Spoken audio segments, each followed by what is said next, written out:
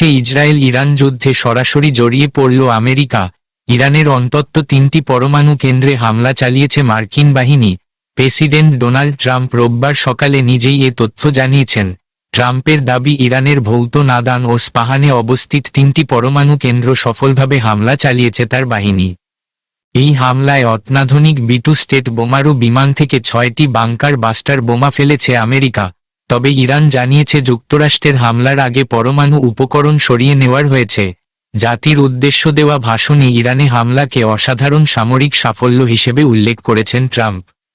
যা ইঙ্গিত মিলেছিল তাই সত্যি হল, ইরান ইসরায়েলের সংঘাতে অবশেষে সরাসরি এন্ট্রি নিল আমেরিকা। শনিবার আকাশপথে ইরানে হামলা চালালো মার্কিন সেনা।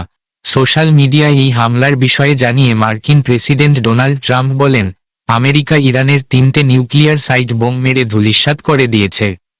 এখানেই শেষ নয়, ট্রাম্পের দাবি, এবার শান্তি ফেরানোর পালা। পশ্চিম এশিয়ার অশান্তি আরও তুঙ্গে উঠল।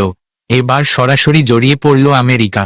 এতদিন ইরান ইসরায়েল সংঘাতে বাইরে থেকে আমেরিকা নেতানিয়াহুকে সমর্থন ও খামেনেইকে লাগাতার হুঁশিয়ারি দিয়ে এলেও এবার একেবারে ইরানে ঢুকে হামলা চালালো মার্কিন সেনা।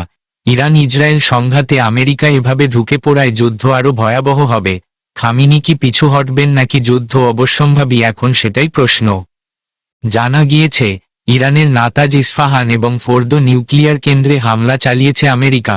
এর মধ্যে সবচেয়ে ক্ষতিগ্রস্ত ফোর্দো। সোশ্যাল মিডিয়া ট্রুথে ট্রাম্প এই হামলার বিষয়ে লিখেছেন, আমরা ইরানের 3টি পারমাণবিক কেন্দ্রে অত্যন্ত সফলভাবে আক্রমণ চালিয়েছি, যার মধ্যে রয়েছে ফোর্দো, নাতানজ এবং ইস্ফাহান। নিজেদের কাজ সম্পন্ন করে সমস্ত বিমান এখন ইরানের আকাশসীমার বাইরে। ইরানের ফোর্দোতে বোমার একটি পূর্ণ পেলোড নিক্ষেপ করা হয়েছে। সমস্ত যুদ্ধবিমান এখন নিরাপদে বাড়ি ফেরার পথে। মার্কিন সেনাকে তাদের এই অভূতপূর্ব অভিযান ও সাফল্যের জন্য অভিনন্দন জানিয়েছেন প্রেসিডেন্ট ট্রাম্প। গত বৃহস্পতিবার হোয়াইট হাউসের তরফে জানানো হয়েছে, ইরানের বিরুদ্ধে সামরিক হামলা চালানো হবে কিনা সেই বিষয়ে আগামী 2 সপ্তাহের মধ্যে সিদ্ধান্ত নেবেন প্রেসিডেন্ট ডোনাল্ড ট্রাম্প। কিন্তু 2 সপ্তাহ তো দূর, ঘোষণার 2 দিন কাটতে না কাটতেই সরাসরি ইরানে ঢুকে আক্রমণ চালালো আমেরিকা।